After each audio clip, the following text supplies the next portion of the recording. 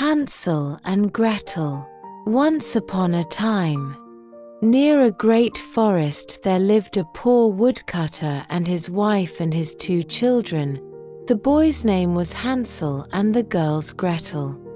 They had very little to eat, and once, when there was great famine in the land, the man could not even gain the daily bread.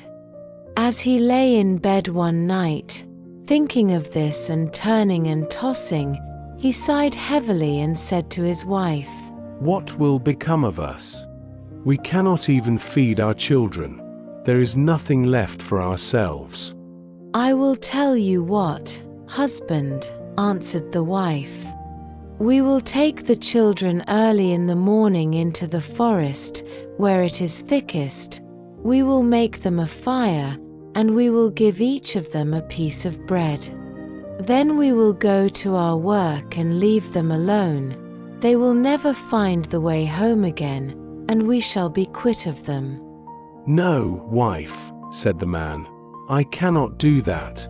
I cannot find in my heart to take my children into the forest and leave them there alone.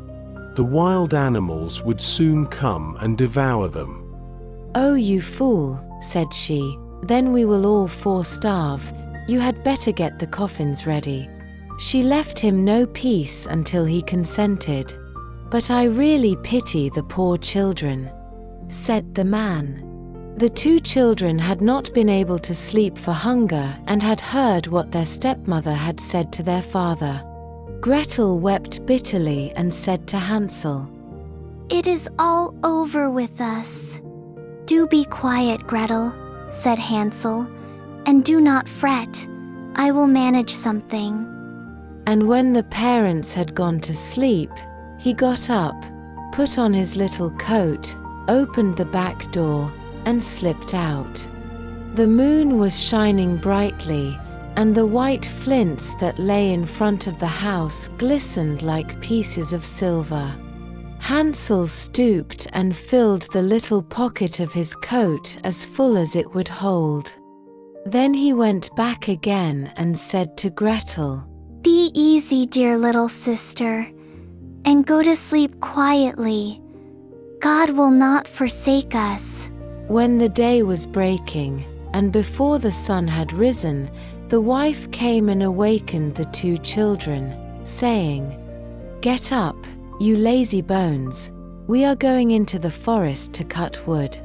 Then she gave each of them a piece of bread and said, "That is for dinner, and you must not eat it before then, for you will get no more." Gretel carried the bread under her apron, and Hansel had his pockets full of flints. Then they set off all together on their way to the forest. When they had gone a little way, Hansel stood still and looked back towards the house, and this he did again and again, till his father said to him, "Hansel, what are you looking at? Take care not to forget your legs." "Oh, father," said Hansel, "I am looking at my little white kitten, who is sitting up on the roof to bid me goodbye." "You young fool," said the woman, "that is not your kitten, but the sunshine on the chimney pot." Of course, Hansel had not been looking at his kitten, but had been taking every now and then a flint from his pocket and dropping it on the road. When they reached the middle of the forest, the father told the children to collect wood to make a fire to keep them warm. Hansel and Gretel gathered brushwood enough for a little mound, and it was set on fire. When the flame was burning quite high, the wife said, "Now lie down by the fire and rest yourselves, you children, and we will go and cut wood, and when we are ready, we will come and fetch you." So Hansel and Gretel sat by the fire, and at noon they each ate their pieces of bread. They thought their father was in the wood all the time, as they seemed to hear the strokes of the axe, but really it was only a dry branch hanging to a withered tree that the wind moved to and fro.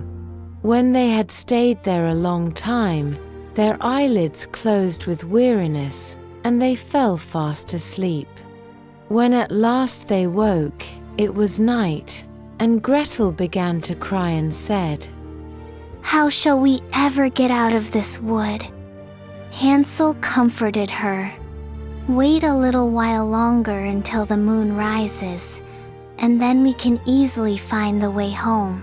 When the full moon got up, Hansel took his little sister by the hand and followed the way where the flint stones shone like silver, and showed them the road.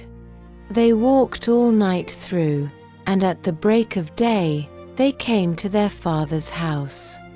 They knocked at the door, and when the wife opened it and saw that it was Hansel and Gretel, she said, "You naughty children, why did you sleep so long in the wood?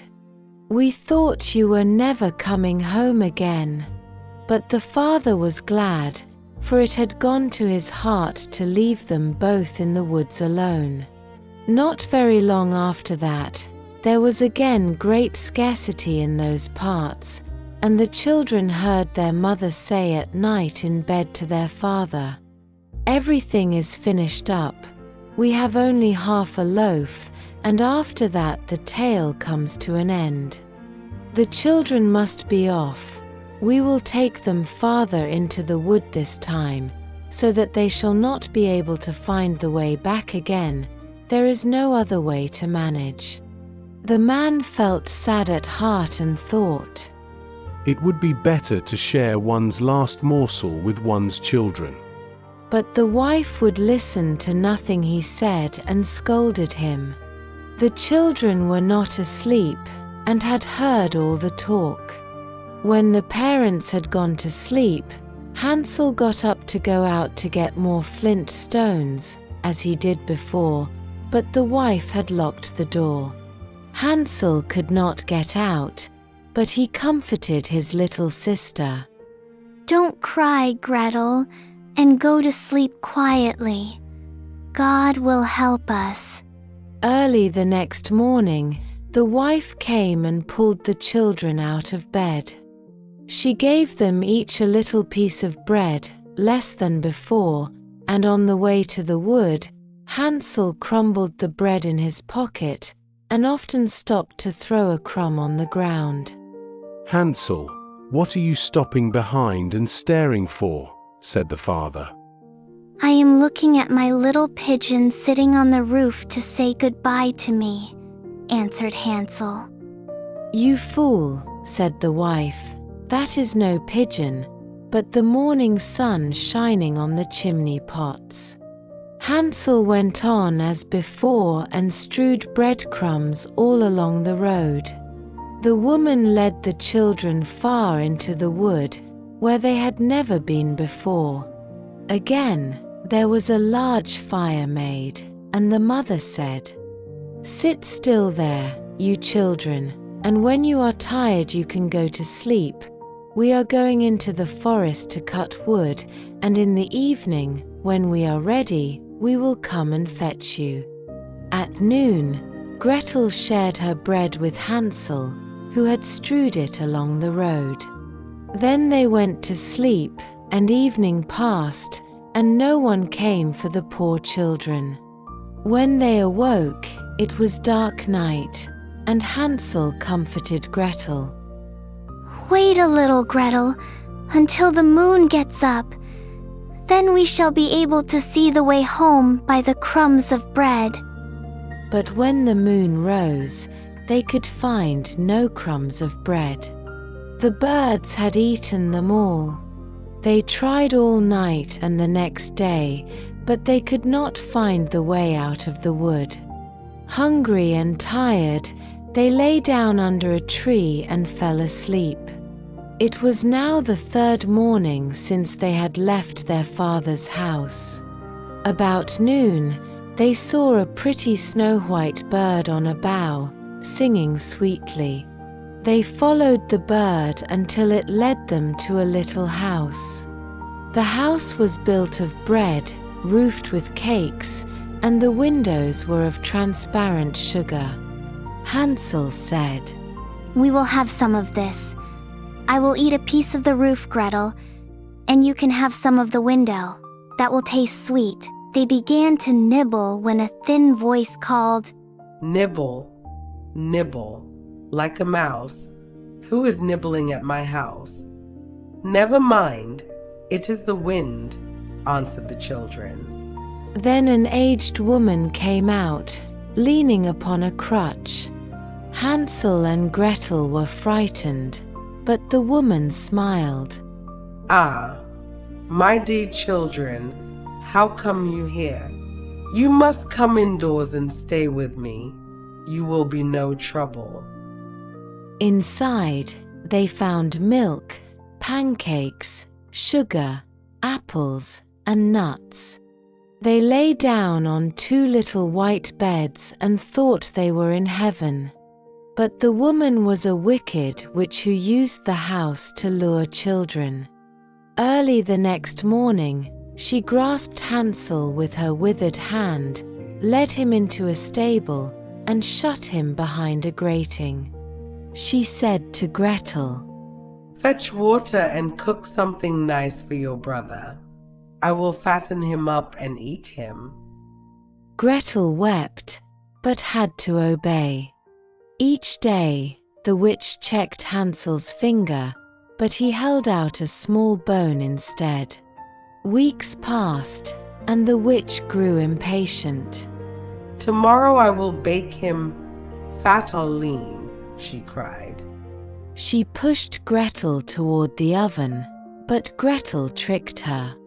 When the witch leaned in, Gretel pushed her inside and slammed the door. The witch screamed miserably. Gretel ran to Hansel, opened the stable. "Hansel, we are free! The witch is dead!" Hansel flew out like a bird. They hugged, kissed, and explored the house, finding chests of pearls and jewels. They filled their pockets and apron and left the witch's wood. Soon they reached a wide river. A white duck carried them across, one by one. Finally, they saw their father's house. The stepmother was dead. They poured out the jewels from their pockets and lived happily ever after. My tale is done. There runs a mouse. Whosoever catches it may make a big fur cap out of it.